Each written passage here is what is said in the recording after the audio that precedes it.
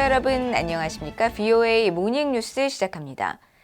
제익 설리번 백악관 국가안보보좌관과 조태용 신임 한국 대통령실 국가안보실장이 첫 번째 전화통화를 했습니다.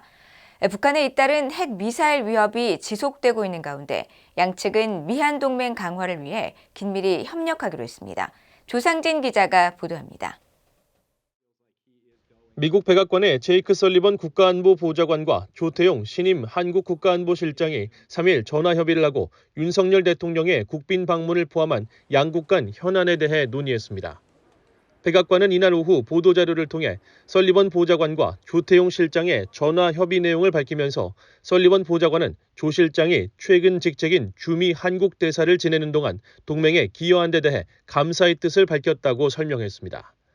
또 설리번 보좌관은 조 실장과 함께 오는 26일 윤 대통령의 미국 국빈 방문 지원을 포함해 철통 같은 미한 동맹을 더욱 강화하기 위해 향후 몇 주, 몇 달 동안 긴밀히 협력할 것을 바란다고 밝혔습니다.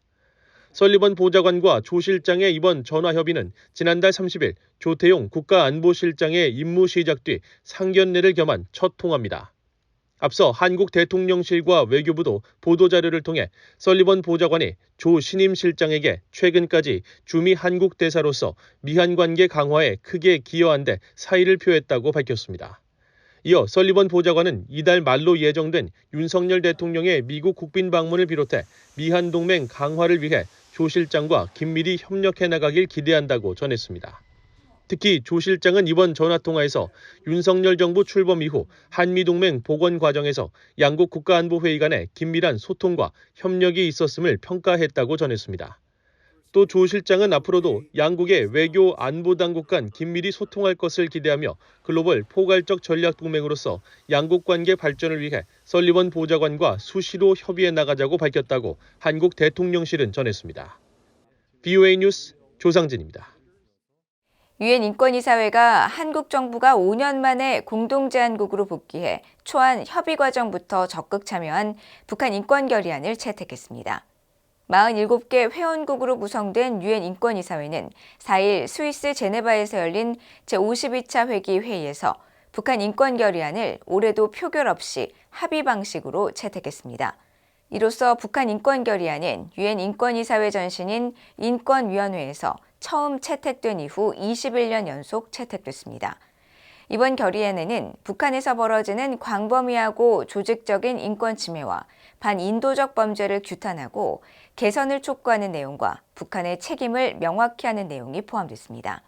앞서 한국은 남북관계의 특수성 등을 이유로 전임 문재인 정부 시기인 2019년부터 지난해까지 4년 연속 인권이사회 북한 인권결의안에 공동제안국으로 참여하지 않았지만 윤석열 정부는 출범 후 지난해 유엔 총회에 제출된 북한 인권결의안에 4년 만에 공동제안국으로 참여했으며 이번 유엔 인권이사회 북한 인권결의안에도 2018년 이후 5년 만에 공동제안국으로 다시 참여했습니다.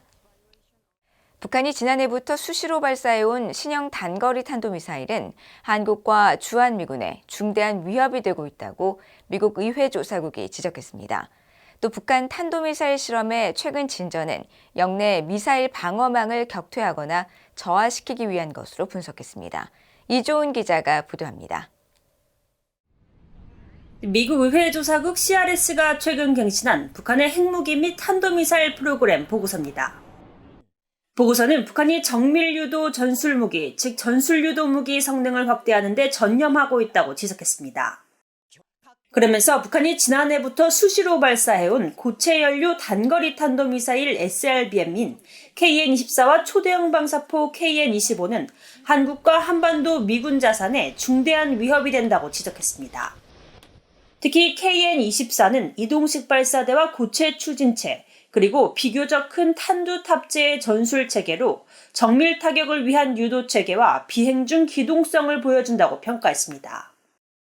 보고서는 이어 최근 북한의 탄도미사일 실험 진전은 패트리엇과 이지스 탄도미사일 방어체계, 그리고 고고도 미사일 방어체계, 사드 등 미국과 한국의 영내 미사일 방어체계를 격퇴하거나 저하시키기 위한 역량 개발이 목적인 것으로 분석했습니다. 또 북한의 잠수함 발사 탄도미사일 SLBM 개발 진전은 사드 레이더박 해상에서 공격을 감행함으로써 육상 기반의 사드 미사일 방어에 대한 대응을 시사한다고 밝혔습니다. 대륙간 탄도미사일, 즉 ICBM 역량과 관련해선 북한이 ICBM으로 미국 본토를 타격할 수 있는 능력을 향상시켰다는 기존의 평가를 유지했습니다. 다만 이런 ICBM 체계의 신뢰성은 여전히 불확실하다며 추가 실험 없이는 북한은 물론 누구도 이런 미사일 또는 부품이 설계대로 작동하는지 평가할 수 없다고 지적했습니다. 보고서는 또 유엔 안보리 제재와 고위급 외교적 노력에도 불구하고 북한은 핵무기와 미사일 프로그램을 계속 진전시키고 있다며 북한의 최근 탄도미사일 실험과 열병식은 북한이 영내 탄도미사일 방어망을 피하기 위해 설계된 핵 전투 역량을 계속 발전시키고 있음을 시사한다고 분석했습니다. 또 북한의 이런 접근법은 핵전투 역량을 보여주고 역량의 신뢰성을 높이면서 북한의 억지력과 강압적 외교 전략을 강화할 수 있지만 북한의 위기 안정성과 긴장고조시 통제력은 의문이 남는다고 지적했습니다. VOA 뉴스 이주원입니다. 미국 국무부가 인도태평양 영내 평화와 안전 증진과 중국의 경제적 강압 대응 등 주중 미국 대사관의 목표와 전략을 공개했습니다. 특히 한반도 비핵화와 북한 불법 무기 제거에 중국이 적극적인 역할을 하도록 압박하겠다고 밝혔습니다. 조은정 기자가 보도합니다. 미국 국무부의 통합국가 전략은 각국 주재 미국 공관이 4년간 집중할 목표를 제시합니다. 이번 대중국 통합국가 전략은 지난해 발표 후 올해 일부 수정된 것으로 북한 핵 문제 해결을 위한 중국의 협력 원칙을 다시 강조했습니다. 특히 주요 목표 중 하나로 협력국 그리고 동맹국과 함께 미국의 힘과 지도력, 전략적 이점을 활용해 영내 평화와 안보, 안정을 증진하며 타이완 해협과 북한에 특히 집중한다고 돼 있습니다. 구체적으로는 타이완 해협과 한반도, 동중국해, 남중국해와 광범위한 인도태평양 지역의 평화 안정과 관련해 미국의 지도력, 군사력, 신뢰성과 동맹관계 강화입니다. 특히 북한과 관련해 주중 미국 대사관은 한반도의 완전한 비핵화를 달성하고 북한의 불법 무기 프로그램을 제거하는 데 적극적인 역할을 하도록 중국을 압박할 것이라고 밝혔습니다. 이번 통합국가전략은 영내 평화와 안보 증진 목표와 관련해 동맹의 역할도 강조했습니다.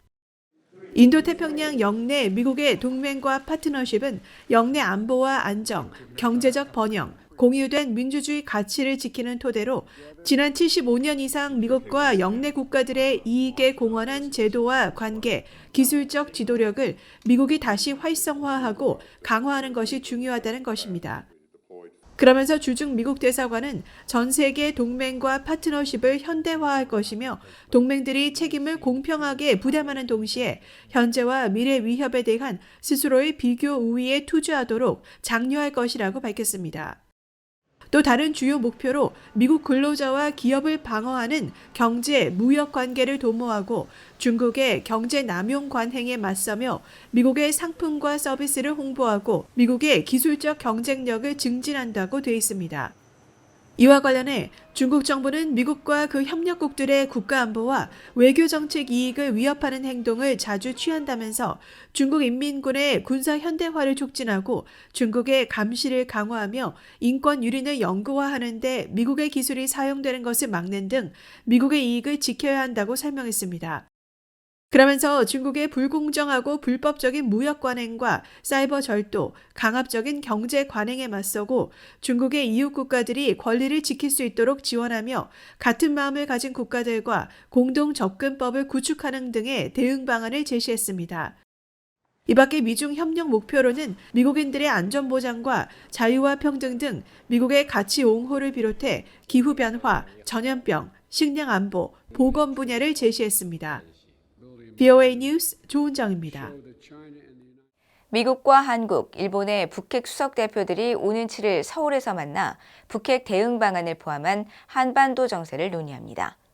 임수석 한국 외교부 대변인은 4일 정례브리핑에서 3국 수석 대표는 이번 회담을 통해 최근 북한의 잇단 도발에 따른 엄중한 한반도 정세에 대한 평가를 공유하고 대응 방안을 협의할 것이라고 밝혔습니다. 이번 협의회는 성김 미국 국무부 대북특별대표와 김건 한국 외교부 한반도 평화교섭본부장, 후나코 시다케이로 일본 외무성 아시아대양주 국장이 참석하며 이에 앞서 6일에는 미국과 한국, 한국과 일본 북핵 수석대표 간의 양자협의도 각각 열립니다.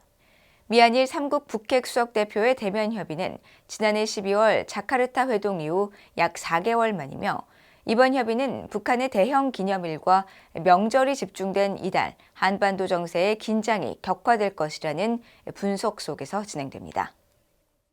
한국을 방문한 미국 연방하원 외교위원회 대표단이 박진 외교부 장관과 만나 미한 동맹 강화 등 양국 간 현안을 논의했습니다. 공화당의 마이클 맥콜 하원 외교위원장을 비롯한 하원 외교위원회 소속 의원 9명은 4일 서울 외교부 청사에서 박 장관과 만찬 회동을 가졌으며 이 자리에서 맥콜 위원장은 자신이 사는 텍사스주 오스틴에 삼성 공장이 있다는 점 등을 언급하며 이것은 양국 간의 큰 기회이며 경제 동맹이자 안보 동맹이라고 평가하고 오늘날 적대국들을 근본적으로 다루기 위해 한국과 중요한 전략적 관계를 유지하기를 기대한다고 밝혔다고 연합뉴스 등 한국 언론이 보도했습니다. 또 박진 장관은 올해는 한미동맹 70주년을 기념하는 해로 3주 후면 윤석열 대통령이 이 중요한 기념일을 축하하기 위해 미국을 국빈 방문할 것이라면서 미국 의회의 초당적 지지는 양국 간 파트너십의 중요한 축으로 글로벌 포괄적 전략 동맹의 유망한 미래 계획을 위해 미국 의회와 함께 일하기를 고대한다고 말했다고 한국 외교부가 밝혔습니다. 이상으로 VOA 모닝뉴스를 모두 마칩니다. 시청해주신 여러분 고맙습니다.